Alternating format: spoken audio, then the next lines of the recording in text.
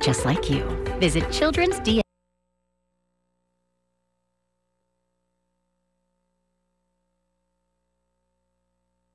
And to the republic for which it stands, one nation, under God, indivisible, with liberty and justice for all.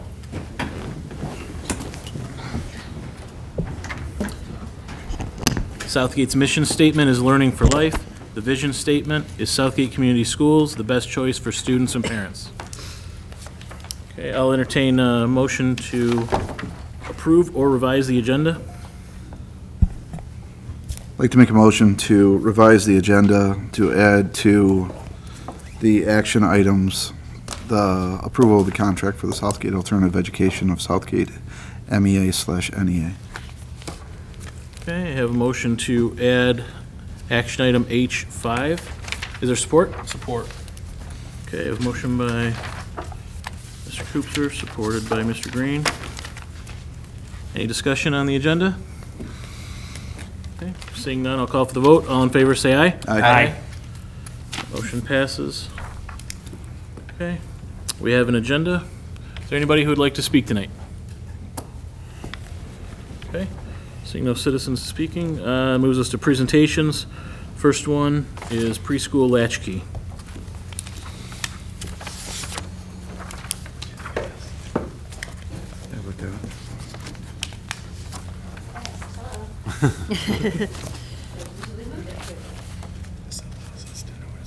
So I'm Crystal Priest. I am the director of the child care, the latchkey, and the preschools. So I will start with an update with our before and after school programs, also known as the latchkey programs. So as of October 19th of this year, we're currently caring for 294 elementary students within the district at all 4 elementary schools. The latchkey enrollment numbers are showing similarities between each school. They just range between 71 to 78, and that's at all 4 elementary schools. Since the end of September 2018, all of the latchkey sites have been running at or close to full capacity. And by full capacity, I mean according to the state of Michigan child care licensing ratio rules. The school-age programs are required to have a ratio of 1 adult for every 18 children. So each site is staffed with 1 site director and 1 assistant, which means that full capacity is reached at 36 children. But in order to accommodate the growing parent need for latchkey services, I have had to place a 3rd staff member where necessary at certain programs. This allows the daily enrollment to be extended to 54 children, opposed to the 36. The after-school latchkey that needs it is the Ford line in Grogan. They have reached daily numbers on certain days between 40 to 49 students daily. Since I started tracking the enrollment numbers in 2016, which is my first full year taking on this position as director, there's been an increase with each year. So I had generated a daily total enrollment report because we use a software system for our billing, and I can also track daily enrollment. I can go back from a year. It's very convenient. So what I did is I had gone back and I looked at the same week that we're in back in October of 2017 and compared it with the same week in October 2018. The daily enrollment numbers for 2018 do show a definite increase. And there's two very significant factors that stood out. When I presented last year, I had mentioned that our morning programs were running very low. There has been an increase at all of the schools for morning, and a really big jump over at Grogan. I'm not sure exactly if Grogan has more students this year, but between the difference between the 2 years, depending on the day of the week, there's an increase of 10 to 16 students per day, which is a really big jump. To date, we're only, as of today, we are only 59 short of our total number of registrations that we received for the whole school year of 2017-18. So we do registration ongoing through the entire year, and we're only 59 short of last year. So that's a very good trend as far as the latchkey is concerned. Is there any questions regarding the latchkey programs? I have a question. Sure. I might have overlooked it, but from the 36 to 54, what was the extension for? It is to accommodate Students. the number of parents who need it. So we're not closing out working parents who need the program. Okay. Okay, thank you. It's at Ford Line and Grogan. Those are the ones who are going, as I said, between 40 to 50, 45. I mean, Grogan has a day where they're at almost 50. So Okay. we're accommodating the parents. Okay, thank you. You're welcome. Okay. So moving on to the preschool. I'm glad that I can stand up here and once again have positive things to say. We're still moving in the right direction. So currently we are providing a preschool early education to a total of 56 3- and 4-year-olds. From that total, 31 students are residents of Southgate, and 24 are out of district from neighboring communities. For this program, I ran the daily total reports comparing the weeks from October of 2017 to October 2018. The report shows that the 3-year-old preschool room has stayed consistent. I didn't see much fluctuation in numbers. Where I did see a difference was in the 4-year-old preschool enrollment. There is 12 more students enrolled in our Tuesday, Thursday session, and 5 more in the Monday, Wednesday, Friday sessions. And one thing I really want to stress, because I know that the numbers in the 3-year-old room always are a little bit lower, that 4-year-old is always that push before kindergarten, so we always get so many more calls. They want to get that year of preschool in. But in that 4-year-old room, we have 23 students who returned from the 3-year-old room to the 4-year-old room. So they are now in their 2nd year of preschool.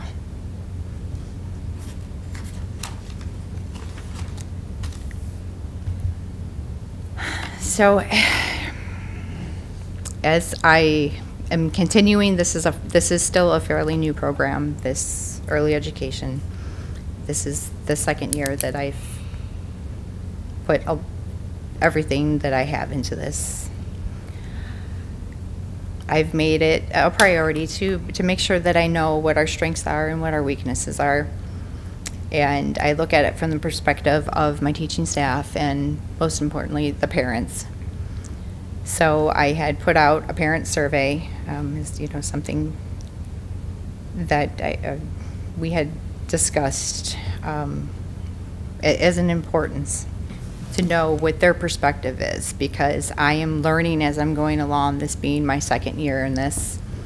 I'm still learning. So I was extremely happy. I received back 20 surveys, but we only had, I think at the time, 30, maybe close to 40. So, but of every returned survey, it was indicated on there that parent would recommend our preschool program to another parent. Every single one of them did. The strengths that I saw repeatedly appearing was how much the parents loved our curriculum that we use. We use a curriculum called Creative Curriculum. It is approved by the MDE as early education. Also, the open communication with the staff members, how comfortable they felt to be able to approach staff members, and how warm and caring that the teachers are. So we are getting ready to do parent-teacher conferences. We run those twice a year. We're actually now lined up with the district where we're going to do a fall conference in October. We're going to do a second in March. And it's going to be one of the many ways that the preschool staff is able to keep parents updated on learning, and it gives both the parents and the teachers an opportunity to discuss any concerns or things that we may see, so we can direct them to any different types of services. I mean, we have connections, you know, we work with the guidance center, special services. I mean, we're building connections within the district to be able to make sure that we are preparing each and every one of these children for kindergarten. So just want to close by saying that that's our goal, that we want to provide the best early education that we can for these students to make sure that they're ready academically and emotionally for kindergarten. Okay, any questions? Dr. Pomponio? Hi, so with the 3-year-olds and the 4-year-olds, probably too early for data, but do you have any comparisons, or are there any assessments done on that young of an age? Because we have the issue with the reading at the third or fourth group. Yeah. So do we have any pre and post to see how well, or if it matters if they go 3 years old, or if they have that preschool before kindergarten, you know, to show parents the statistics or the data that it does help? So an assessment, yes, we do use an assessment. It goes along with our curriculum. It is a component of the creative curriculum, and we use that also when we do the parent-teacher conferences and to guide individual and group instruction. And we also use what's called ages and stages, and that is more so that there's different components of it, but it's to make sure that they are progressing normally for their age. So we actually use 2 different assessments.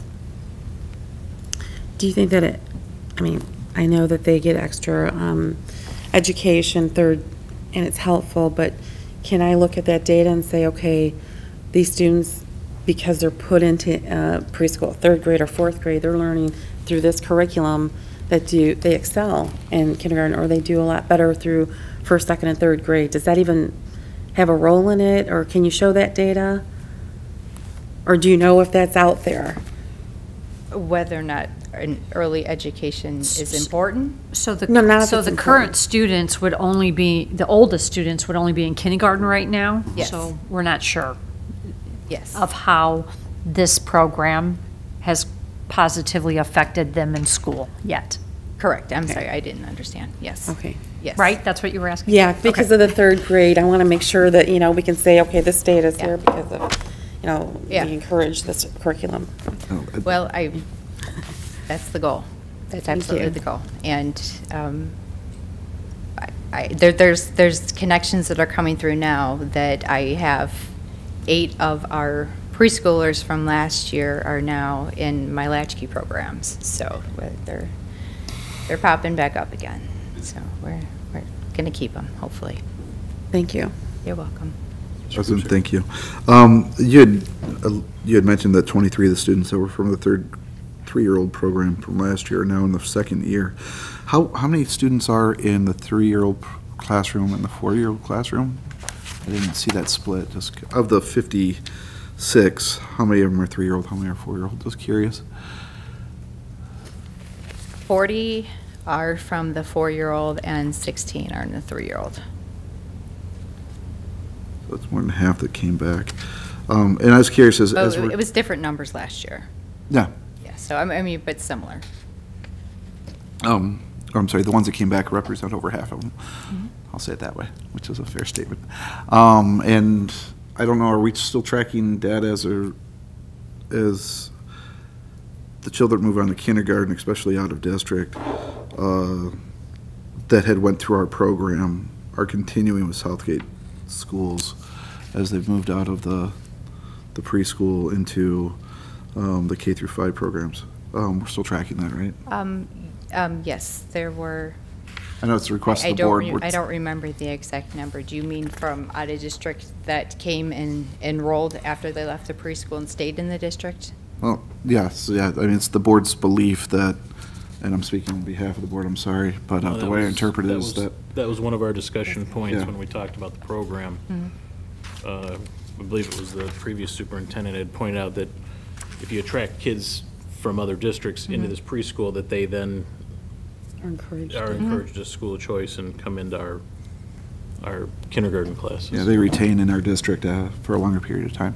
Just that we're still tracking it. Again, it's early, but Yes. something we're still interested in. Oh, yeah, Hoping that this keeps definitely. on feeding our classrooms. Definitely, So, definitely, so. and we did have some that did. If I'm recalling, I believe it was 4. It was originally 5, and someone had moved, but I believe it was 4 from last year. That's all. When I present the school choice data in January, February, I'll make sure I include that. Thank you. And we're doing some type of marketing, that send home some type of marketing at the end of their school year to attract them to Southgate schools, right? So Crystal handles that in-house, or had handled that in-house, and so we'll Okay. be more intentional about that. I'm sorry, can you repeat that? We're talking about attracting some of these, the thought is to attract some of these youngsters into our own Yes. buildings. So I'm just wondering, making sure that we are doing some type of marketing initiative, whether it's a newsletter or something goes home at the end of the school year with these we kids. approach them, and we will actually hand them the paperwork. Fantastic. Yes, yes. Thank you. We will give them everything they need. We talk to them. We will actually have the paperwork in hand to hand over to them to turn in. Perfect. Yep, oh, absolutely. So meeting with her I think it was last year, she had a nice folder and told me the process, so I know firsthand that she does a lot of marketing with the parents. Any further questions? No question, I just want to say thank you. I appreciate it. And 20 surveys, all resounding the same message and note is really, really encouraging, so. Thank you. Thank you. Thank you very much.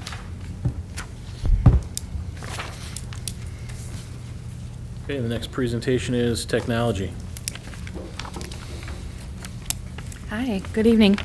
I'm Wendy Nowak. I'm pleased to be here in my new role in the district. And in the spirit of a short but thorough update, instead of doing a PowerPoint, I just provided you a double-sided handout in your packet. And I'll just talk through a couple of the points, well, most of the points, but not all. The staffing has been a big issue for us since I last saw you here last March with Mike Tashi. He left last April, and he officially retired in September. Luke left in September to join the Air National Guard. He's currently in basic training. Ronnie Sheeler was unexpected. He left us in October, and he went to Wyandotte Public Schools in a similar role that he did here in Southgate. So last week we interviewed, and we're hopeful that we have a candidate that we can that we'll have in our department again within the next couple weeks, hopefully. The bond update. We have about $264,000 left to spend before February of 2020. That money will take us through, there was been a 5-year plan in place for replacements. That should take us through all of 19 and 20 with the Chromebooks and expensive firewall. The Chromebooks are on a 4-year replacement cycle, which leads me down into the bottom of that page. The 2021 replacements should be all covered with the exception of about $20,000. So I put for 1920, we're looking at, we don't have any replacement costs. That's because it's built into the $264,000 left of the bond. But in 2021, we're going to be short. And then that doesn't factor in a generator replacement. So our generator is 15 years old. We maintain it yearly. We have a contract. And the replacement, we've got some preliminary estimates, could range between $15,000 and $30,000, depending on the size and then whether we have to replace the fencing and other things around it. The next two numbers for 21 and 22 and 22 and to 23, those are really large numbers, $481,000 and $588,000. These are teacher stations, Chromebooks, servers, filtering equipment, access points, and I just have to stress, none of this is furthering us. This is all replacement for what we have today. That's it. No additional, just replacing. So because we're looking at these costs coming up, we, district had Plant Moran come in, and we moved up the facilities assessment for technology to October 2nd to include Ronnie. So we'd have a little bit more of our knowledge about the facilities with me being new and Mike being gone. And Ronnie was here, and we had that October 2nd. So we should be receiving that sometime later this year, the results of their assessment for our tech. Any questions about this part? I have a question about the cost for replacements. You said it's just replacing it, but at that point, at that stage, would it be like new or updated software or equipment? It would be, well, possibly at that time we could determine what we might want, but these are replacement costs as of today to replace the existing Chromebooks that we have that everybody's used to using right now. Okay. Not the cards, but just the Chromebooks within Right. them. Okay, thank you. No budget. So then on the back side, just a quick bullet about curriculum collaboration. We are working very closely with the curriculum department daily on implementing the online curriculum, open source material, planning for a one-to-one, working with her on all the online opportunities that we're gathering and doing through our Atlas program. And of course, all of these things need tech support and devices to maintain them. We've had 2 new programs at Davidson Middle School that the curriculum department purchased, an ELA and a science. We had a rough start getting that going with our changes and getting that data flowing, but in the last few weeks our teachers have been able to use that with students over there at Davidson. We had, we were awarded for the 2nd year a cybersecurity competition grant. So last year, Luke and Nick in our department volunteered to run this after school, and they applied last year and received about $8,000. Nick reapplied this fall, and we just got notice I think last week or the week before, that we are going to receive about $15,450 for those students to do 2 more competitions in the fall. And Luke is coming back after, not as an employee, but he's going to volunteer. So when he gets back from basic training, he's coming back and still working with these students because he feels so strongly about the cyber club. We had 2 big projects this summer. We had many projects. 2 stood out. One was we launched the new website for southgateschools.com. So if you take a minute, if you haven't looked at it yet, if you want to go check it out, we're looking for feedback, some input, additional pictures, things. We use Mrs. Pastor's Facebook pictures, whatever we can to beef that up. We spent the summer just transferring what was there on the old site to the new site. Plus, we have a job of training new staff to be able to use it. When teachers, PTOs, other departments and directors want to create their own sites and update them, we haven't been able to get to that yet. So that's one of our jobs that we're looking forward to doing. We also removed about 200 very heavy TVs hanging from the ceilings of every classroom. That was a really big job, and they coordinated very well, taking them all down this summer. All total, there were about 300 CRT units that had to be recycled, so the cost ended up being about $9,000. It was offset by the steel brackets that we recycled and then some other miscellaneous equipment. We ended up owing about $7,500 for this project, but Mike Tashi had budgeted and saved all the recycling over many years in anticipation of this. It's getting harder and harder to recycle these TVs properly. Nobody wants to take them, and the expense, it's pretty, this particular company, we interviewed many and tried to find the best company to take them, and they charged only $30 a TV to take them. Most of the other companies were between $50 and $60 a TV. And then I just put on there 2 goals that we want to focus on. Our department, we want to increase communication. You may have seen a quarterly newsletter already sent out in the beginning of October. We're going to continue building visits, we hope in December, January. We've done this the last 2 years, and then we did it in like March, April. We let the principals know when we're coming. We spend 2 to 3 days in each building, and we get to walk around and talk with staff, be in their classrooms, answer any questions, see how they're working, functioning, how we can support them, what else we can do better to help them. We've gotten really good feedback from our staff members about actually just spending time in the building and having that kind of open communication. We're also going to focus on more security measures. We're going to enable a self-service password reset so that we're not housing the staff passwords. Teachers will be able to reset and maintain them themselves according to parameters that we set. And then also we're going to, on the mobile devices in the district, we're going to put some encryption on there just in case of loss or theft. The data will be encrypted. Both of these are tech department resources, but at no cost to the budget for these. That's it for the update. Do you have any questions? Trustee Timer. Hey there. Great job. I know stepping into those shoes is not easy. You're doing a great job. Thank you. As far as the website, I think that's really nice. It's nice to have a professional-looking website for our district. I had a question regarding the emails. Is there going to be a move, since we own that domain, the southgateschools.com, is there going to be a move to have that as part of the email instead of the sgate.k12.mi? I know some schools have moved to like allenparkschools.com or whatever. Is there a plan to move to that direction? We have not had that conversation. Dr. Marponio. Hi, I have a question about updates that we needed prior in the old website. I know you said that you transferred all the data from the old to the new. Is there an ongoing update for the website? We can. Right now, we're encouraging everyone just to contact us in the technology department. And that's, you can send an email to RT, our request tracker, and we're doing them right now. And then as we get the time and resource to be able to sit down with whoever wants to do them, we're training them and giving them accounts. But we don't want to hold up any updates, so we're just doing it ourselves right now. Tina Rep is also still a part of the website, and she's been doing a little bit of updating as well. Okay, thank you. Thank you very much. All right, thank you.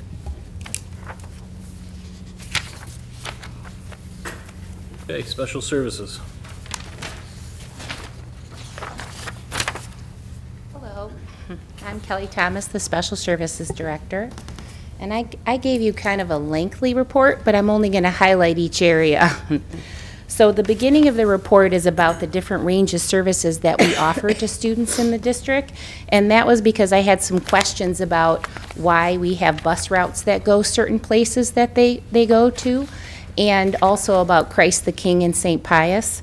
So most of our students are serviced through our local school district, but we do utilize some different programs such as Wyandott's Joe Brighton program, some autism centers, and I have them all listed if you have any questions.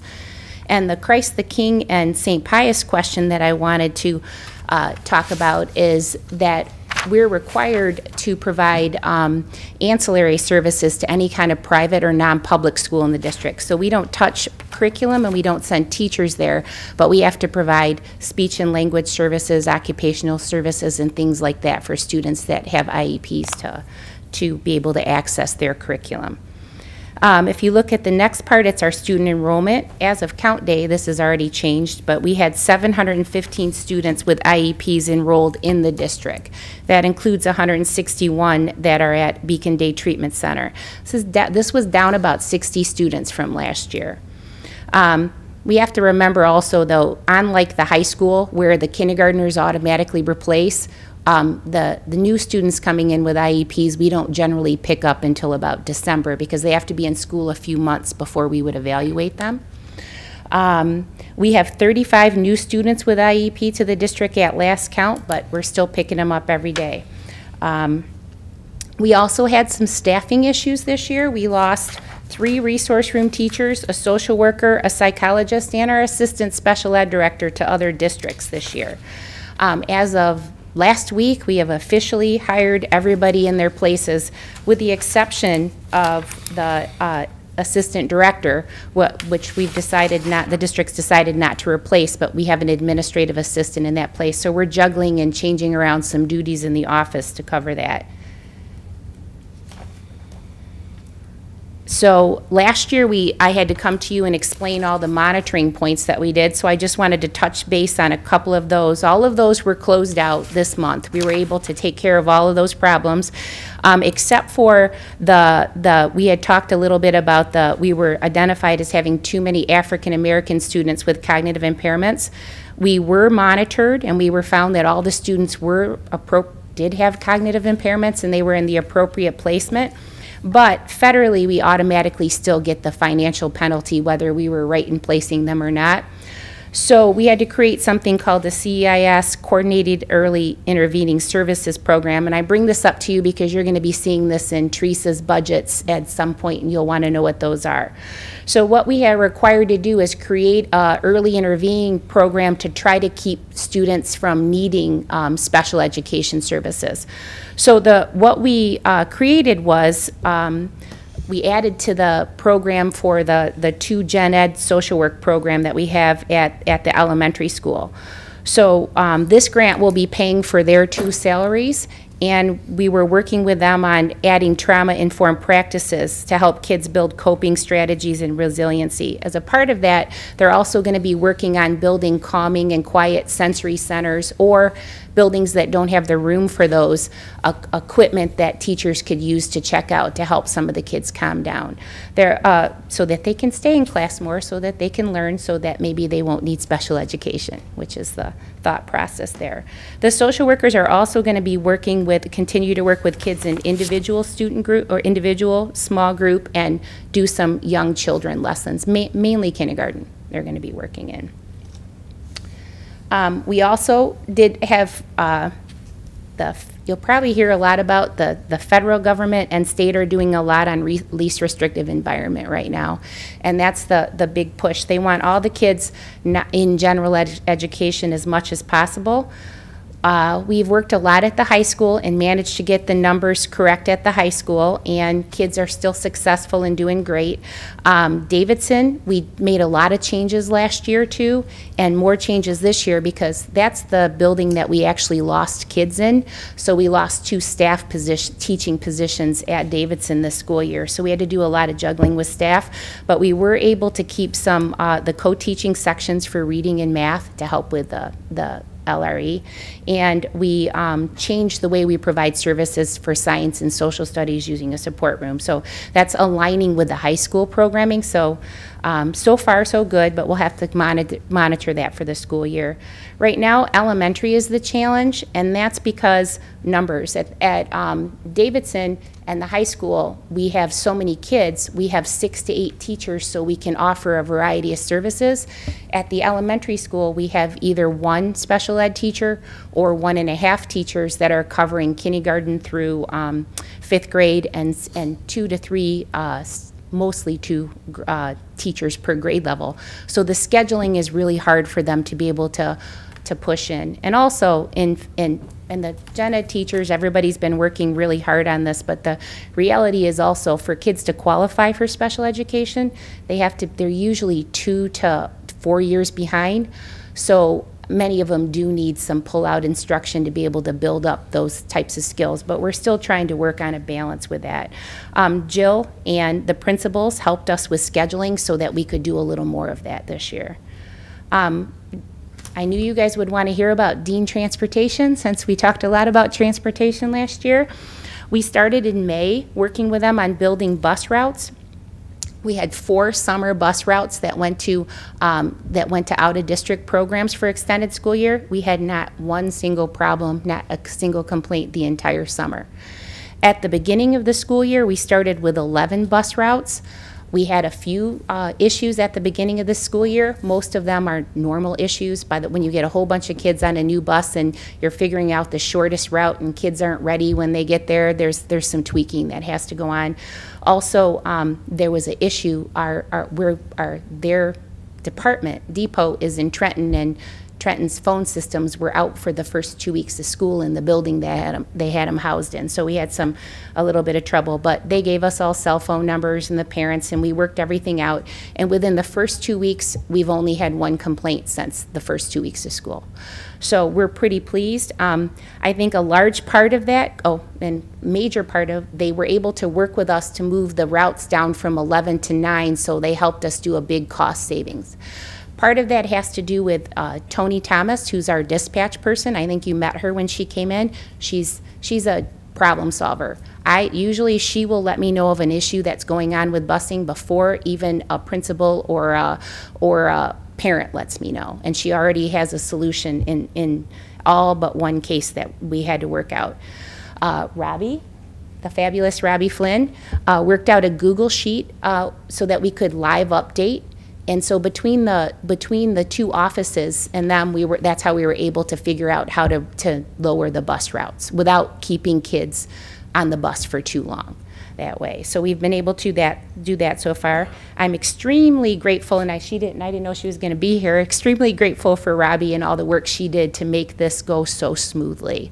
It is, with all the changes we had at the beginning of the school year, not doing as much problems with transportation has been huge for me this year. That one issue when Dean took over was they don't have taxis like Trinity, so they actually contracted with a place called Ambutrans, and we've not had a few issues, but nothing major so far this school year with that either. So it's really been so far, knock on wood, it's been really, really a nice transition. The last thing that I wanted to talk about, because I always come here and tell you about all the problems we have, is one of our programs. We have a program at the high school called the Life Skills Program, and throughout our district we have cross-categorical classrooms, which the district calls basic classrooms, and basically they're classrooms for students that are usually have mild cognitive impairments or some other disability where they're functioning pretty significantly behind other students, but they're not low enough that we would use a center program for them. So we've worked the last couple years about aligning the programming so that the kids are building on their skills each year. Years ago, each teacher just taught their own classroom. So they've all done a lot of work. But at the high school, about a few years back, the county stopped letting us use Joe Brighton for the students in the mild cognitively impaired class. They said you had to be more impaired to come there. So all of a sudden, all these kids were left without vocational training. So Katie Birch and Nicole Groover have worked to build the vocational training into the high school program so that when students leave, they have some job skills. They'll know how to fill out a job application. They've worked on jobs on how to do different businesses, and there's a few sample ones on here. They change them up a lot so that the kids, because the kids actually do the research and pick the job. So one of the things that they did was they thought it'd be really easy to run a pizzeria. So what they did was they had to research everything that had to do with making pizza. Then they went out and they tasted sauces and things, and they learned how to make them, and then they had a pizza day where they actually made them, sold them. They had to have a pricing and finance, and then they used the money from that to build other businesses. So last year they did a t-shirt business. They found a company that would print t-shirts. They designed the t-shirts and they sold them for the district, and then they used the money for that.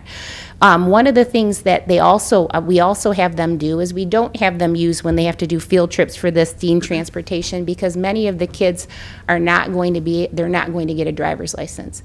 So we have them research public transportation, mainly the Smart Bus, and they teach them how to use the Smart Bus system. And so they actually use that system to go on the field trips so the kids aren't nervous and they know how to get around outside of that.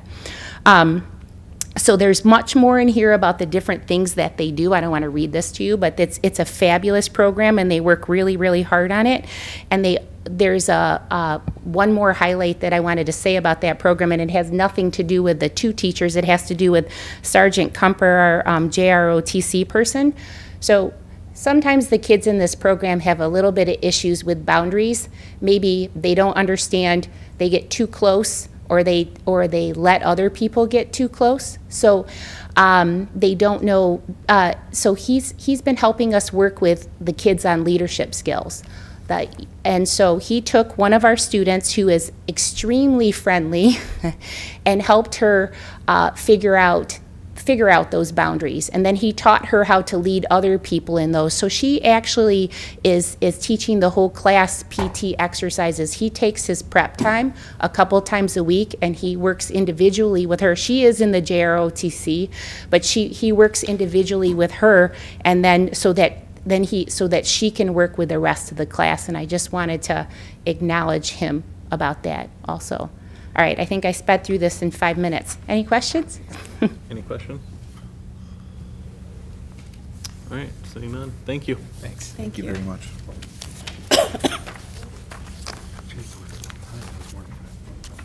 Okay, Employee of the Month. Who's presenting this one? Hello, and good evening. Jerry, do you want to do a second introduction, because this is brand new? This is our first meeting doing this. Do you want to spend a minute?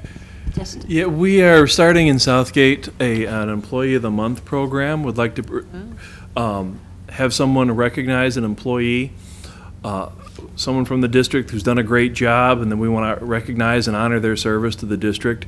And would like to do this during the school year at one board meeting each month. It may not always be the first board meeting, it may be the second board meeting, but we're looking at one a month where we can recognize the people that are really making a difference in our district. And when Mr. Moran brought this up at staff last week, of course I jumped on it so we could go, because the first person, I think of everybody, but of course that comes to my mind is Mr. Frank.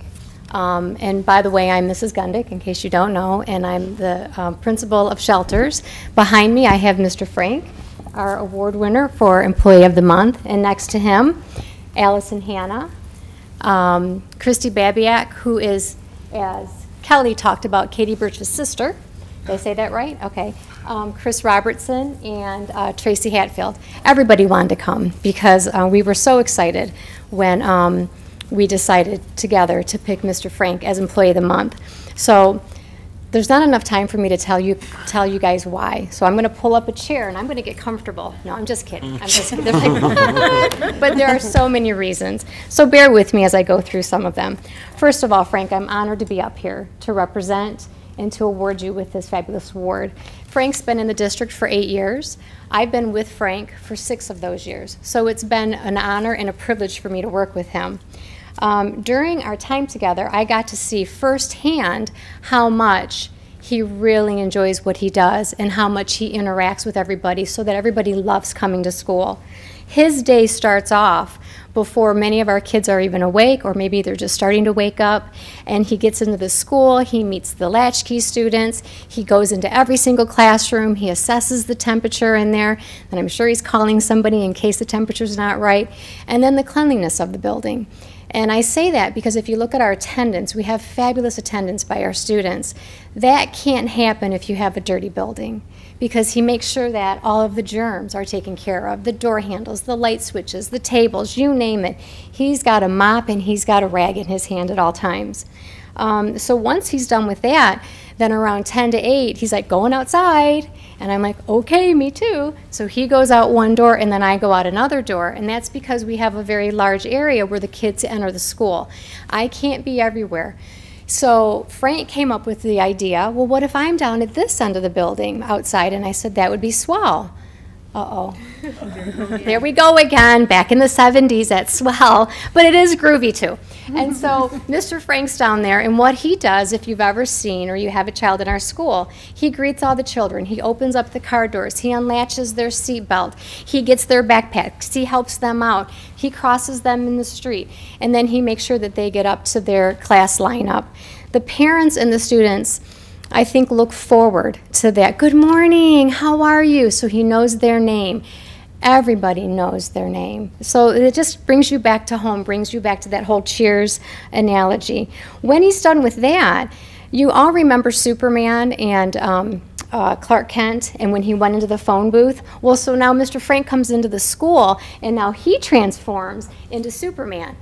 You're doing good. I can tell. When we talked about this, we both cried. So I said I couldn't get up here to do this, because last week I was crying, but this week I'm not. And I told him that. I'm prepared for this, because it's hard to talk about a man that offers so much to everybody without having emotion and passion. So then he transforms into Superman, and the ladies with the male teachers a few years ago bought Mr. Frank a Superman t-shirt and a Superman sweatshirt. And on there are a ton of adjectives that describe Mr. Frank. And when he was presented with that, of course he cried, and of course I cried. So there's just so many wonderful things that I can say. I'm going to try to wrap this up. But one of his gifts that I've come to endear is that he's a mind reader. Because when we both come back into the school, I'll say, hey, Mr. Frank, Jill needs her zipper unstuck. Already did that. Oh, Kelly, she lost her mitten. Already got that. And I'm thinking, my gosh, I don't have anything to say to him because he's already taken care of everything. And he just never stops. The man always goes. You can always see him in a classroom reading a storybook. You can see him doing math facts. You can see him doing flashcards. He takes the students who need a little extra TLC, who might have a little extra energy, and they need somebody just to maybe help release that energy. And so he's in the gym with them. And I'll hear this commotion going down there, and I look, and I'm like, oh, and he's teaching them how to do paper airplanes. He's teaching them how to dribble basketball. So they're always having fun in there. So he is our superhero. I don't know anybody else who actually deserves this award more than him. He makes our school a better place for our children to learn, and so that our school family can enjoy it. So Frank, on behalf of Shelters and the Southgate School District, we are honored to give you this plaque for Employee of the Month.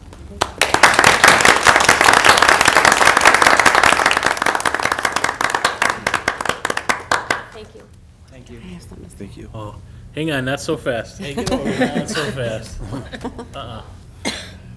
Dr. Pomponio. I just have to say that I'm pleasantly surprised because when we first changed over from our employees to privatization, I always wondered about how the employees were going to be, were they going to care about our students, and I just want to say that I've never met a more decent human being, a hard worker, and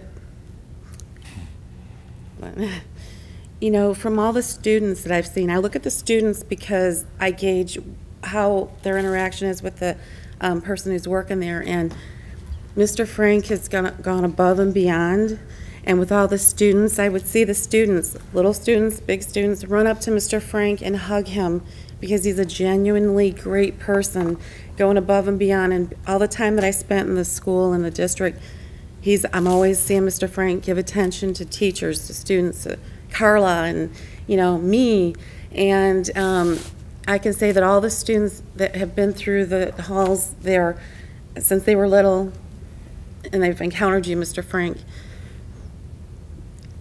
even through high school, they still talk about Mr. Frank and what a great person you are. So well deserved. That's great. Wait a minute, Mr. Frank. Wait. No. I just want to say congratulations, Mr. Frank. Being at Shelters here the past few years, in and out, definitely a face that I see all the time there. I will just say briefly that Mr. Frank had a health issue in the past, and if you weren't sure how popular Mr. Frank was, you should have saw how many people came to that spaghetti fundraiser. Many of us here, as well as many, many parents in the district. So you are definitely well deserving of this, and definitely well loved within the district. Thank you. Thank you. Thank you.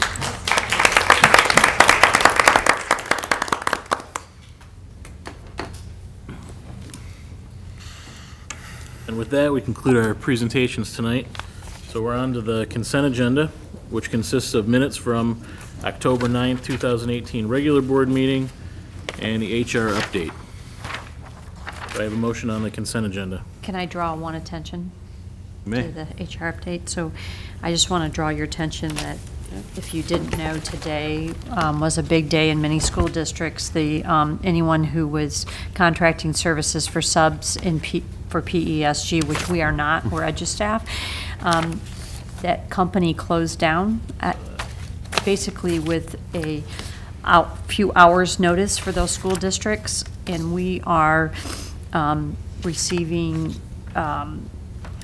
we are experiencing great difficulty filling substitute positions. So Mr. Moran has given you some information regarding a rate increase. So I just want to draw your attention to that rate increase for substitutes to try to fill more. I don't think you can put an amount of stress that's put on a teacher's plate when they believe that they're going to have a prep period for that day to help get ready for students, and it's taken away, or when they don't get to go to gym, art, or music, because we're pulling those teachers into classrooms on a pretty regular basis right now. So just want to draw that to your attention. Okay. That's great. Mr. Cooper. Thank you. With you drawing that to attention, is that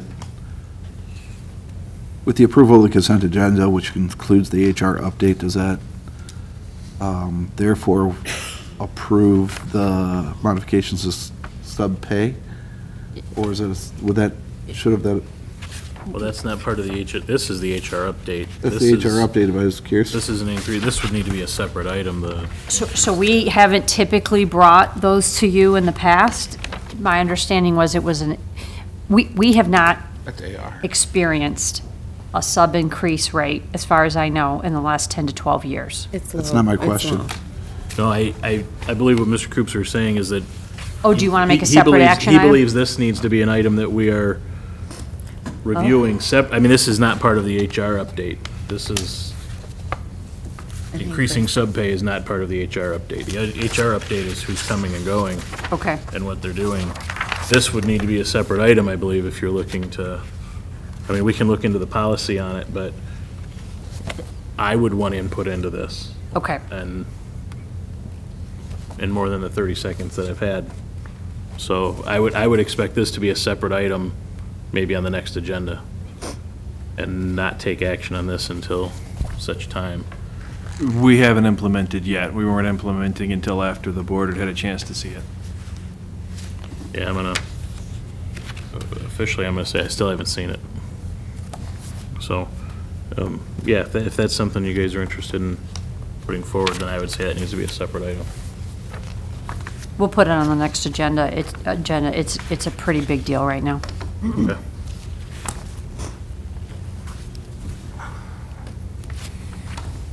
So the consent agenda still consists of minutes from the October 9th, 2018 regular board meeting and the HR update. So I'll entertain a motion. I'd like to make a motion to approve the consent agenda as presented. Okay, I have a motion by Dr. Pomponio. Is there support? Support. Supported by Mr. Koopser. All in favor, say aye. Aye. Okay, that's approved. On to the action item number 1, National Junior Honor Society trip to Chicago, May 30 and 31 of 2019. So you're being asked to approve the overnight out-of-state field trip for Davidson Middle School 8th grade National Junior Honor Society members to attend a Chicago field trip. The trip will be from Thursday, May 30th to Friday, May 31st, 2019. Any questions for staff? Okay, seeing none, I'll entertain a motion. I'll make a motion. I'll move to approve the overnight out-of-state field trip to the 8th grade, or for the 8th grade NJHS members to Chicago, Illinois, May of 2019. Okay, I have a motion by Mr. Estheimer. Is there support? Support. Supported by Dr. Pomponio. Any discussion on the item? Okay, seeing none, I'll call for the vote. All in favor, say aye. Aye. Motion is approved. Okay, the next item is the VE field trip to Tennessee. So you're being asked to approve the overnight out-of-state field trip for the Michigan VE, which is Virtual Enterprises students, to attend the Pigeon Forge Trade Show. The trip will be from Saturday, November 17th to Wednesday, November 21st, 2018. How many times have they done this trip? Is it This is at least the second year that I know of. Okay. I was thinking it was like third or fourth, but second. For sure that I know of. And this is pretty exclusively funded by DCTC. This is not something the students actually pay for out of pocket. Right. Yeah, we usually get a pretty good report from it when they get back, so. Okay. Any questions for staff? All right, I'll entertain a motion on the item. Move to approve the overnight out-of-state field trip of the Anderson VE students to attend the Pigeon Forge Trade Show in Tennessee from November 17th through November 21st of 2018. I have a motion by Mr. Coops, or is there support? Support. Support by Dr. Pomponio. Any discussion on the item? I just want to say that it's a great business experience for them. Yeah, we've always gotten really good reports from it, so. Okay, I'll go ahead and call for the vote. All in favor, say aye. Aye. Okay, that motion passes. Number 3, designation of legal counsel. So you're being asked to approve Foley and Robinette PC as legal counsel. On January 9th, 2018, you designated Troon Law Firm PC as the district's legal counsel. In your packets, I have included some information from Foley and Robinette PC. They are a Southgate firm that has been working with public school districts since 1989. They are currently working with 9 other local districts. This represents a significant cost savings per billable hour. We will not be eliminating ever using Troon again, but we'll be migrating most of our legal services to Foley and Robinette. Any questions for staff? I had a question. Sure. Are we finding that Troon had a retainage? I was just curious on kind of the retainer fee. Is that, I know that You pay a the write-up retainer that you provided for here to move to Foley and Robinette, one of their aspects is that they did not have a retainer fee, but I was curious as how that correlated to Troon. I did, because you were talking. What's the to it, I retainer couldn't hear fee the for whole Troon? question. I'm sorry? Is there a retainer fee for Troon every year? Yes, it is. It's a small amount. It's about $1,500 that we pay in Okay. July. Okay. It was just, there was a point that was being made within the write-up about retainer fee versus hourly, so, okay. Right, yes. Thank you. Any other questions? Okay, seeing none, I'll entertain a motion on the item. Make a motion to designate Foley and Robinette PC as legal counsel for Southgate Community School District. Okay, I have a motion by Dr. Pomponio. Is there support? Support. Supported by Mr. Green. Any discussion on the item? Okay, seeing none, I'll call for the vote. All in favor, say aye. Aye. The motion passes. Okay, item number 4, the RFP for the Davidson Middle School bleachers. Okay, so Rob is here to talk a little bit about it. I can tell you that this was not originally on our radar, that in August, we realized that the gym floor was doing something that I learned called cupping, which basically means the boards were doing this. It was unsafe to play. We removed the gym floor and really spent quite a bit of time trying to discover the exact cause of the cupping. The gym floor also had to pass a humidity test before we could even begin to consider the replacement. At which time we looked at the current bleachers. I did give you some pictures of the current bleachers. A few years ago, they had a company come out. The bleachers have a little bit of a gap in some places, and the gap is unclosable. They cannot close the gap, which means that there are places that a student's foot might get caught in those things. We are looking that the gym could be the only place that opponents from other districts come. They do play volleyball, girls basketball, boys basketball, and wrestling in that gym. The gym is also used by other organizations. So I did ask Plant Moran to put an RFP together, and I'll let Rob speak to that. I'm sorry. If I took any of your thunder, I'm sorry. No, you could have kept going. So, yeah, we were asked to put together an RFP. So on September 29th, we issued the formal RFP documents for bid. On October 11th, sealed bid proposals were received. We received proposals from 2 firms, which which is essentially the two main bleacher companies in this area. So both companies submitted bids. We did a post-bid scope review with the apparent low bidder, who was Intercal LLC, on October 15th. So with this package, we are recommending a contract award to Intercal in the amount. Total award would be $93,302. That would include a contract award to Intercal for $86,375 and a contingency budget for the project of $6,927. If you go to the summary, bid summary in tab 2, you'll see the results of the bid. If you look at the numbers, so Intercal's original base bid was $74,130.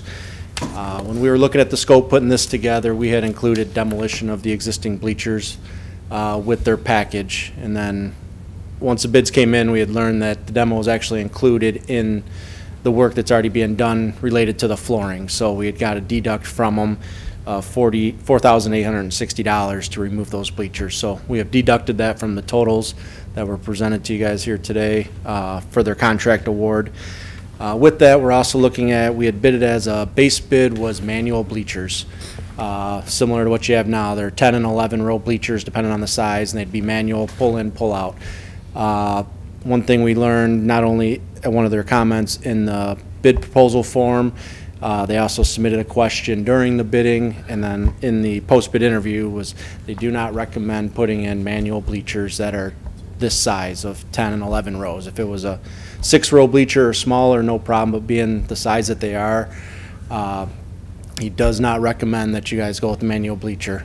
He's pretty insistent that within a couple of years you'd probably call and want them to be powered. They're just too big, too bulky. It takes probably, he estimates, 3 to 4 guys, people to pull these bleachers out and get them lined up. And one of the things, like Ms. Pastor was saying about the gaps between the bleachers, with all the new codes and stuff and how tight they have to be, when you pull those out, they have to be pulled out, I guess, so precisely to get them to line up correctly. So that was why we recommended going with an alternate that we had proposed, was to have them power operated bleachers. So this award recommendation does have the power bleachers included. It's the work required for the motors, installing the motors, connecting all the bleachers, tying them all in, the work associated with that, and the electrical work. So within his contract, he has the electrician included to run the power for all that. So it is a complete motorized system with the base bid and the alternate number 1. So after all those discussions, that's really what we felt, is making a recommendation to you guys that now would be the time, if you're gonna do power, to definitely do it now. So included with the rest of the packet, I mean, I did include his proposal form and the post-bid checklist that we went through with them, so you had all the information. But that pretty much summarizes the bid package. If there's any questions that I can answer for you. With the motorized bleachers, is there any foreseeable maintenance or issues that come with that? I mean, yes, not on a yearly basis or anything, but I mean, you have a motor-driven system, so there is a chance for, issues down the road at some point. But to say, what that would be or anything, or what the amount is, I mean, it's not like a yearly maintenance that you have to do on it. So it would just be if something went wrong with the motors that were powered to it. But it's, I mean, really they're powered together, and then you'd have buttons on the wall with a key switch to drive those out. So one of the options that he did have, if you see there's a voluntary alternate, you can purchase a Moto Folder, which is basically a motorized cart that you would, kind of like a dolly that you'd hook up to the front of the bleachers, plug it into the wall, and it would pull the button and it'll help you pull those out. But you still have to pull the bleachers out in a way that makes sure they're pulled out perfectly straight so they line up. He said the biggest struggle you have is you start getting gaps, and then the bleachers, because you only have, I think he said the allowance was 1.5 inches maybe between them. So it doesn't give you a lot of wiggle room when you're pulling out a 10-row bleacher system. So he does not recommend it. If you, for what it's worth, I don't know for sure, but what he said was the $17,000 that you pay now to install it while you're there would be a lot cheaper than coming back, because you have to disassemble part of the bleachers to motorize them at a later date. So if you do look to do it down the road, it'll be, you know, potentially more money. What that is, you know, I don't know, but he said it'd be significantly more. So now is kind of the time to do it. If you think you'd like to do it, now would be definitely the time to do it. So we recommend it. You know, looking at the budgets for the bond and some of the projects that we have on the wish list that we're really targeting to try to do, we feel this one fits in there. So we're making the recommendation today. So it's the 74,000 plus the 17,000? Yes. And the other one, the other bid didn't have the motorized? Well, the base bid was 90,000, and then his alternate price was 15,500. So he was, you know, 105,000 versus 93, plus the deduct of 4,860 for not demoing the bleachers, since it's already included in the floor removal work. So is there a preference? I mean, does he have data to show which works better? Because I don't know, but is the pull-out better, or, you know, is it harder? Is it going to stop midway using the manual, the electronic? I mean, all I can say is he asked the question at bid time. We answered it in the addendum to bid it per the document. He didn't even want to bid the base bid of a manual.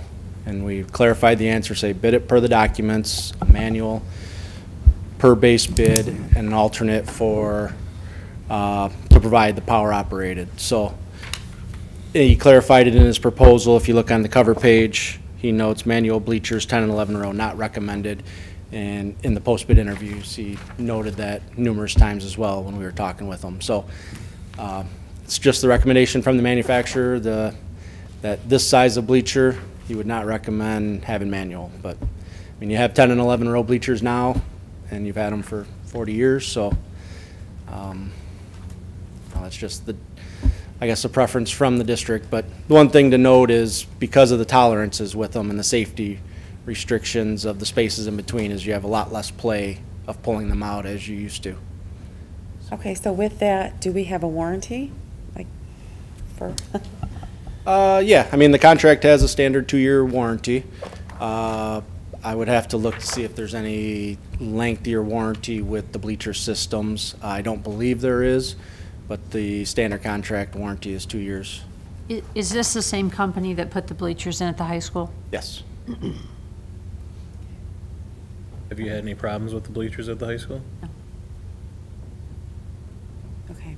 Nope, there's 2 main players. They're probably, you know, the biggest. But the 2 companies that bid it are the 2 main players in this area. High school ones you used them more.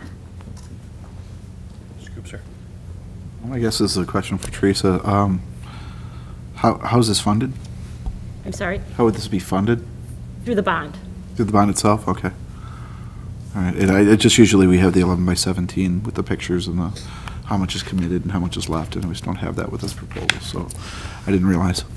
Oh, yeah, I mean, this was not part of, you know, the original bond, so it'd be out of the remaining funds that we have that we'd put together in the presentation this summer with a wish list of some of the items. We're working on the bathroom renovation project right now at Anderson. We're looking at doing some additional doors with that, so this just was part of the wish list ones. So we actually had just over $1.8 million left as of June 30th, 2018. We still have some money to pay off on the roof. And then the rest is looking at our wish list for items that are still meet the guidelines of the ballot language, and to use those funds by February of 2020. So when the need came up with the gym floor, it just made sense to look at the bleachers at this time as well, and then the issues that Ms. Pastor talked about. A couple more questions. With curiously, and this, it might be a stretch, but I know that some of the gym floor, there's going to be an insurance claim related to the damage of the gym floor. Is that correct? That's correct. So the gym floor is completely covered with, from our insurance company, SEG. Through the complete engineering practice and looking at all of the problem, we did I did approve an additional thicker membrane to help it not happen in the future, because we couldn't relate it to one single thing. If you remember, Jacob was here and he talked about the sump pump being off, but we can't say that that was the cause. There's some tunnels at Davidson. They can't link it to that. But in order to protect us so that if this happens in 12 years, we've put a better membrane floor, which costs us about $30,000 more than the standard thin Ms. Pastor, membrane. that's not what I was getting at specifically, though. My question was there damage to the bleachers at all? Was the insurance Damage to the adjuster- bleachers? Did the insurance adjuster consider that when it comes to the insurance work? That's all I was asking. There was not damage to the bleachers, no. Okay, so this is just happenstance opportunity. We're replacing the floor, might as well do the bleachers at this time. And I will tell you this, I didn't feel like I wanted to make that decision without bringing it to the board. In making, if we decide to do this, we might not be able to do the landscaping at Allen. We might not be able to do the. Bathrooms. No. The bathrooms we're going ahead Okay. with. We have that money set aside from the interest of the bond, and we've already approved the first set of plans for the bathroom. So no, the bathrooms are a go. We might not get to replace all the doors that we originally wanted to replace. Something is going to have to give. It's just an opportunity that came up because of unfortunate event with the floor. But we could keep these bleachers and it wouldn't affect anything, right? The floor would go in and these bleachers would work just like they did before the floor started buckling. Correct. So there's nothing that's making us do this. Nope, besides ugliness and not, so current code, But they were just as ugly and just as not code That's true. compliant 6 months ago. these new bleachers match all the code, including handicap accessible codes and those new safety codes that are part of the new installation of these things. So if you decide not to vote for it, then they keep the old ones. That's another question. Thank you. Was there any other considerations? I know that you're talking about doing 10, 11 rows of, basically it sounds like a direct replace of what was there. Do we need bleachers that many, that big, that size? Did we consider that? I mean, I know that we use it at Anderson for assemblies and things like that, but do we need that much at Davidson? I know maybe back in the day we did 40 years ago when they were first put in. Do we still need them of this size? So these actual new bleachers call for about 60 less seats than we currently have. We didn't want to scale it back too much, but yet we scaled it back, and the administration wanted to keep it as is, and I told them, no, we're going to go to, it's about 720, I think. Yeah, it was, I don't remember the exact numbers, but it did reduce. The sizes are the same, but with your aisles and the new spacing and stuff, regulations between with the guidelines, you do lose seating. So same size bleachers, but your seating is actually going down. And Ms. Pastor said they actually wanted more seating, but. They being? The administration at Administration. Davidson. Okay, thank you. Basically just for assemblies? Basically, because you wouldn't get that, I haven't been to a sporting event there. I can't imagine that they use it for the sporting event, but for assemblies and those kinds of things. They do use bleachers for sporting events and. Not all of them, though. It's limited. Basketball games, it's. 700 and. No, we don't, not that many, but. Would 5 rows do versus 15. 12 or 10 or that's just kidding. But right now, we have isn't really safe when you see grandparents trying to get up on the bleachers and stuff. There's a little bit of wobble in there and. Plenty of room on that first row. All the way around. Yeah.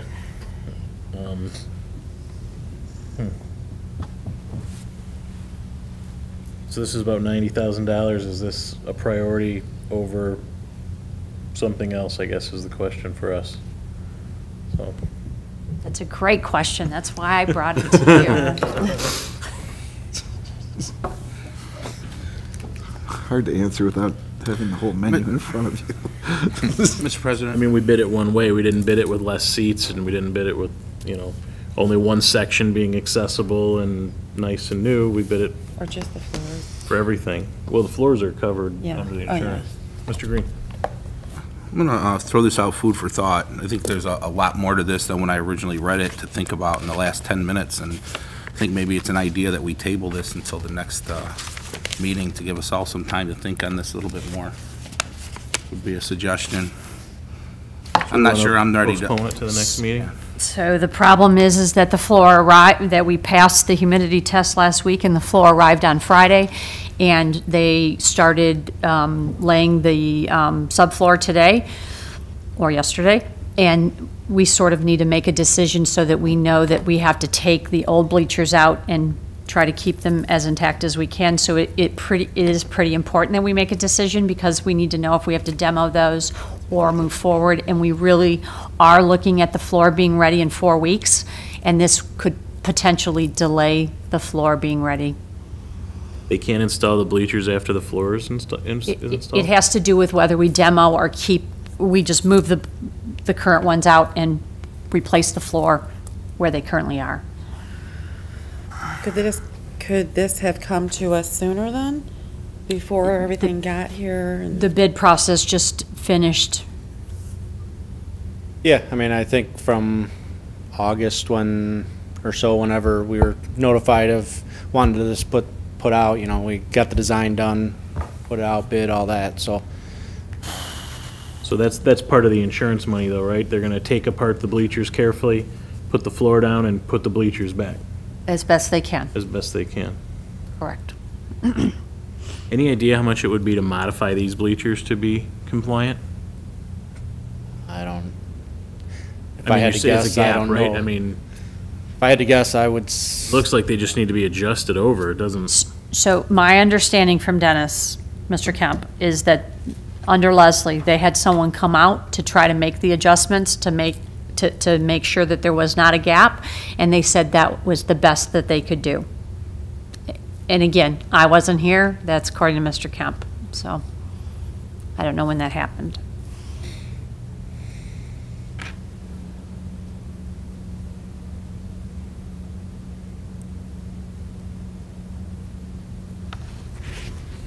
Any other questions for staff?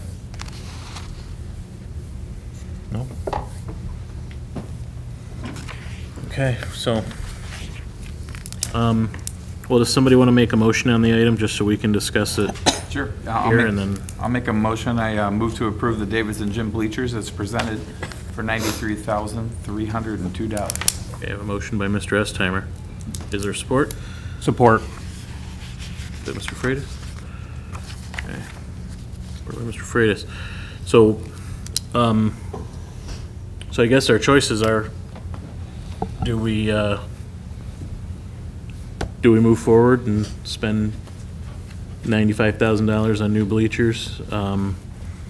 Or do we look to carefully remove and replace the old ones and then spend that money somewhere else? So. And I see the need. I think that, you know, I've seen those bleachers in action, and it's an aging system. It's a matter of time before somebody twists an ankle or stumbles off, or if we're replacing the gym floor, you know, rather than postponing a project down the road. I think that while we're replacing that floor, if we replace these bleachers, I think that would be a good investment. Okay. We also are getting a brand new gym floor in there. The children have not had the use of that facility since last year. If we're going to do it, might as well do it right now. And we put the money into that school. I think it's money well spent.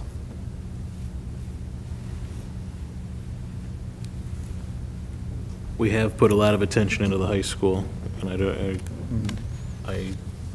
know All the we've done some elementary schools. infrastructure things at the middle school, but we haven't really done anything that you see when you visit. And all the elementary schools will funnel through the middle school. Sure. Dr. Pomponia? Well, the only thing that I was concerned about is, you know, are we getting all the bells and whistles, or do we just have something that's compliant and safe and cost-effective? But based on what I've known over the years, and I've been on it, and I've tripped over the floor, and I've sat on the bleachers, but there's been problems with the bleachers for years, so I think that, if we are going to update the floor and not the bleachers, I mean, it just doesn't look like a good contrast. I think that I don't really like the amount of money here, and I don't really prefer the electronic bleachers. I think that I'm going to have to support it for the school because and the students, because it's needed. Okay. Any other discussion on the item?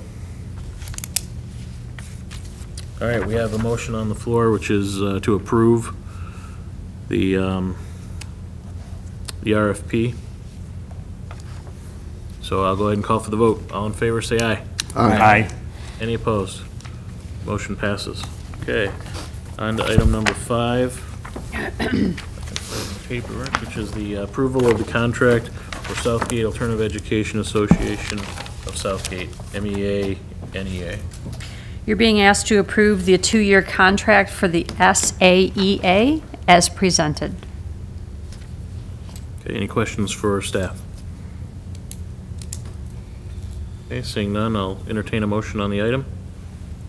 Motion to approve the 2-year agreement for the Southgate Alternative Education Association of Southgate, MEA, NEA for 2018-19 and 2019-20. A motion by Dr. Pomponio, is there support? Support. Supported by Mr. Estheimer. Any discussion on the item? Okay, seeing none, I'll call for the vote. All in favor, say aye. Aye. Okay, that motion passes. Are there any employee representatives who'd like to speak tonight? Please come forward.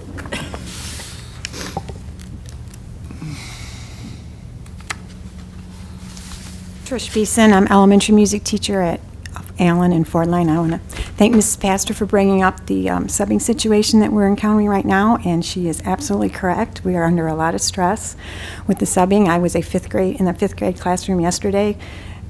Before yesterday, we had lost 12 days of enrichments at the elementaries, and it's causing a lot of stress for enrichment teachers, and we would really like to teach what we want to teach.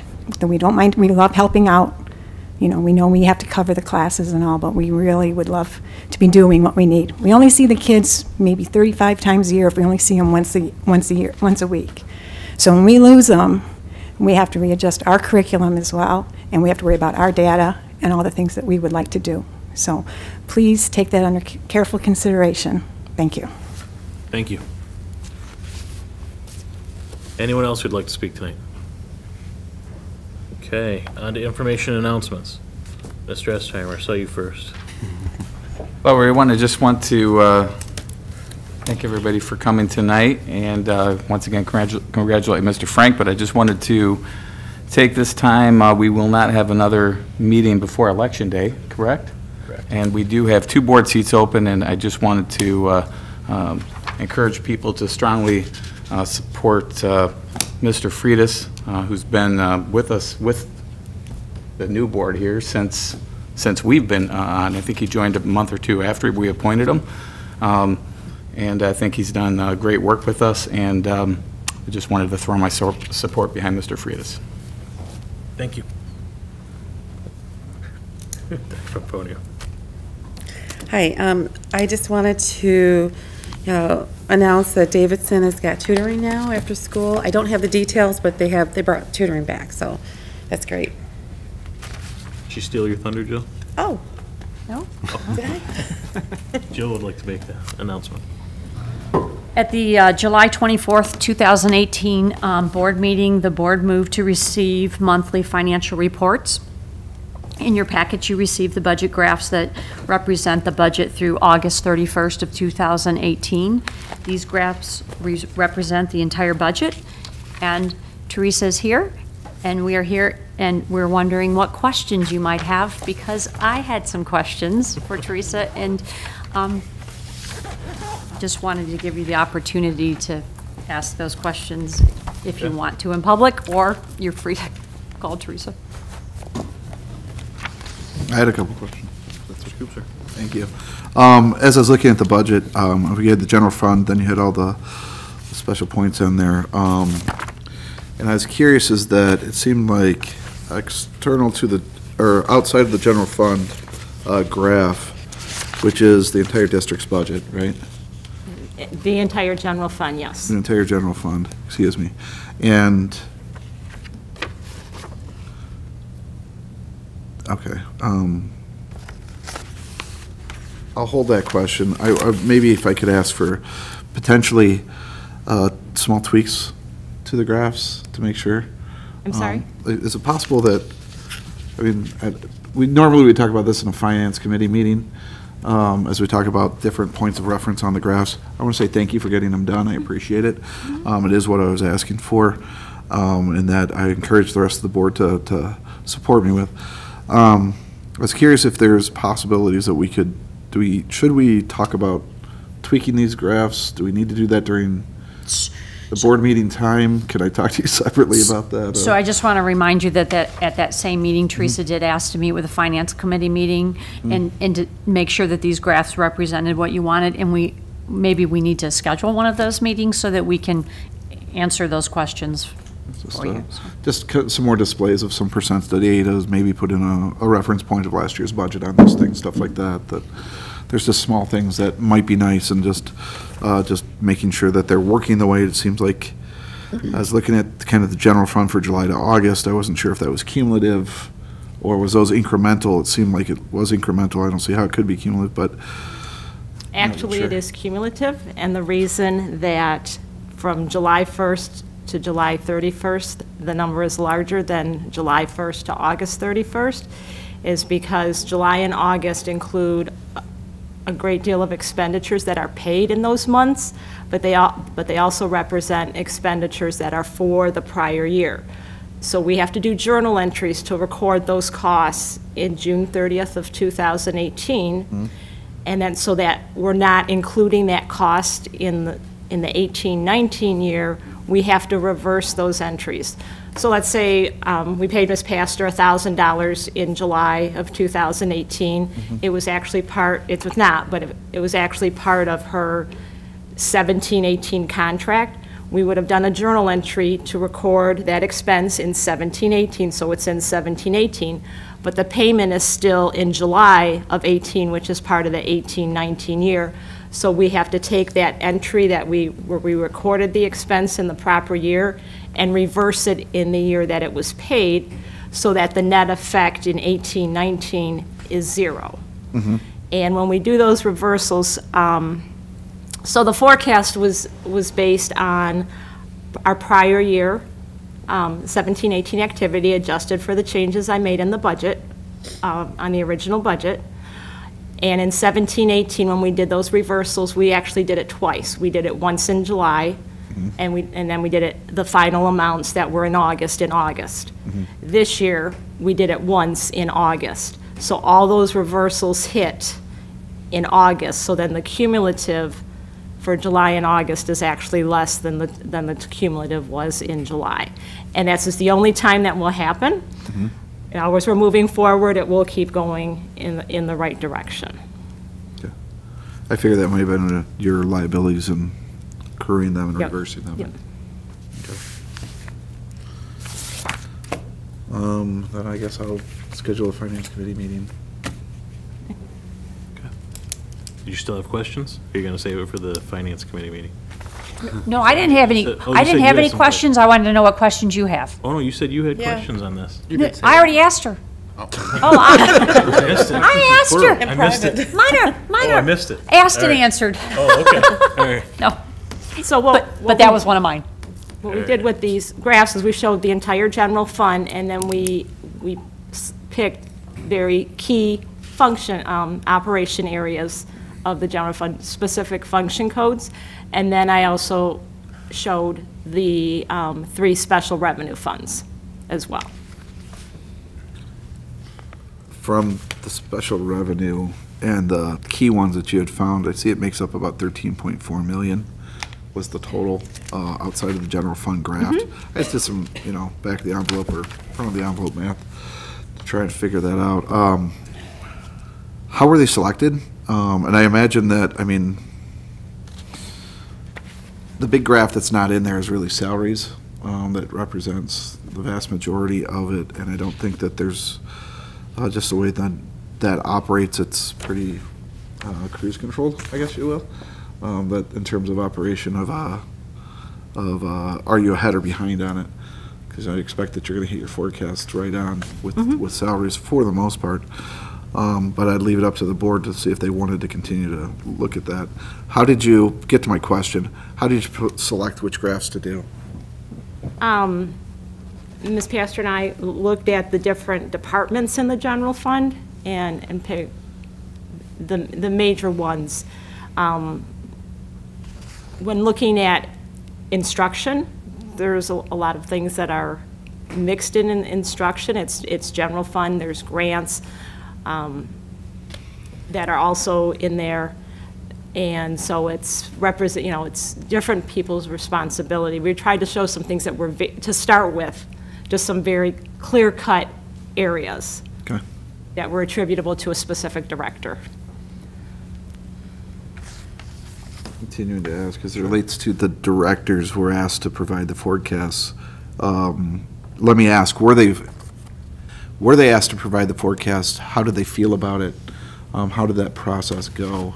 Actually, I'm in the process of meeting with all of them this month, so I haven't completed them all. As a starting point, we look at when I do the original budget in June, as far as their discretionary amounts, which is the things other than salaries and benefits, because they don't control that. I use the same as the prior year, unless I know there's a specific known difference. And then that's their starting point for this year. So as I'm meeting with them, and then the original budget was the basis for the forecast. And as I'm meeting with them during this month, we're having conversations looking at how they did last year, and the budget's adequate, talking to them about if they see different needs and how they can shift some budget dollars within their budget without changing the total, and what they need to do with that. So far, everyone's been in agreement with what I have, but I'm not totally done yet. I need the rest of this week and next week to finish up. So it's trying to match my schedule and their schedules can be a little bit of a challenge, but we work together if we have to reschedule. So I'm finishing that up. And I guess that's a question to be had in the future when it comes to managing them. It would be the question is this is your budget, how are you going to spend it, versus how much money do you need and how do you create your budget and how frequently do you ask or revise that cadence of moving forward from November till the end of the school year. This is what my expected forecast would be. I'm expecting that those conversations will continue to be had, especially with Ms. Pastor talking about certain cost reduction opportunities that we would expect to see the original budget versus where it's coming down, as we've discussed in previous meetings. So those are to come. I would be interested in understanding the cadence that you're going to be having with the directors of the different departments. In those conversations, as you said, we'll eliminate some of those surprises that sometimes come up. Right. Like for instance, like with the food service program or something, some expected costs or unexpected costs. So those and we had meetings and things that he tried just didn't work to enhance the revenue. So this is the expenditure side. And things are going to change as we settle contracts. Starting point is last year numbers. Right. As we start to look at them, and part of the tweaking of how much over, above, or under you would be as compared to forecast, are those opportunities or are those just timing? And that's the dialogue around the conversation of where you at between your forecast and your spend. And therefore, if it is an opportunity, it's not just because we didn't purchase as many supplies as we expected. It's actually we didn't need to, so therefore it becomes an opportunity. Can it therefore reduce the budget amount in the end, and just managing it on that manner. Right. So the conversations that I've had over the years is that we've developed a budget for things like teaching supplies and office supplies, and really reinforced purchase what you need. Don't purchase it just to spend the money. You will have a budget next year. That was just illustrative. And I'm just that's- saying about the right. concept of different expenses as they come in. And that's the type of information I was hoping that we would understand of how you're managing it, as that these particular graphs would be able to display, as long as there's a cadence of maintaining that forecast. So as I'm approving POs every day, I look at where they're at. So as I'm doing these meetings, so we've had almost 2 months of school. But from a district full operation, it started July 1st. So we've actually had 4 months of operations. And so when I look at an area like maintenance, when I meet with Jacob next week, we'll see, well, where are you at in your budget for the 12 months? How does it relate to what you have in total? And looking at the things for the future. Now, with maintenance, sometimes it's hard to tell. But just on an average, where are you at? You know, I met with Mr. Lyons at the high school principal today, and we looked at teaching supplies, and he's halfway through his budget. But it's already, you know, they're going to purchase that at the beginning of the semester. So we feel, you know, he's on track, and he ended up for 17, 18 being, I think that one was, there was no expense line item that was more than $2,000 under budget. There's only one thing that was over budget. So it's very small variances. Which is fine, and that's why I expect the seasonality within the forecast, is that, okay, I know I'm going to buy my supplies or my services earlier on in the year, therefore I should recognize that expense earlier on in the year, my forecast is going to show and reflect that. And if it doesn't, that's when you start to to manage, why are you over, what's are you over for? And just it helps to fuel that conversation, to understand it better. And it helps us to understand it better as well.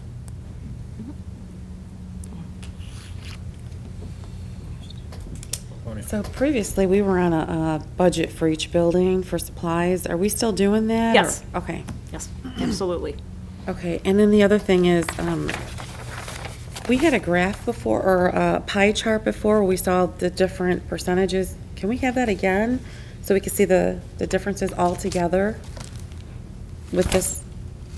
In In a pie, in a pie chart, or? Are you talking about the one the auditor provided? It's the one we talked about before. What we did is, there was the discretionary millage spend. Yeah. And it was kind of, and that's what it would relate to. We had it on the website, and it was being updated from year to year as we made determination of how is that millage money being spent, and as part of our effort to be more transparent. I think that was specifically what you're referring to. Yeah, so Okay. we can see everything all at once. But that, I like that. yeah, part of the general fund, that specific piece. Right. Talk about that in the committee. Sure. All right, anything further on the budget graphs? All right, seeing none, we'll kind of back to information announcements, if anybody has any more. A little more information announcement than I thought it was gonna be. I'm sorry, but I wanted to give you an opportunity. Well, I saw it there, I thought we were gonna put it on the next one to talk about. I didn't realize we were gonna talk about it today, so. Well, we didn't really talk about how we were going to do that No, we going didn't. forward, or if it was going to be a full presentation. We really didn't talk about it. Right. Mr. President, Mr. Estheimer. I'll make a motion to adjourn. I support. I have a motion to adjourn by Mr. Estheimer, supported by Mr. Green. All in favor, say aye. Aye. We are adjourned. Thank you. Thanks, Vice President. What is it? Sorry, I probably took that a little longer than. Okay. Hey,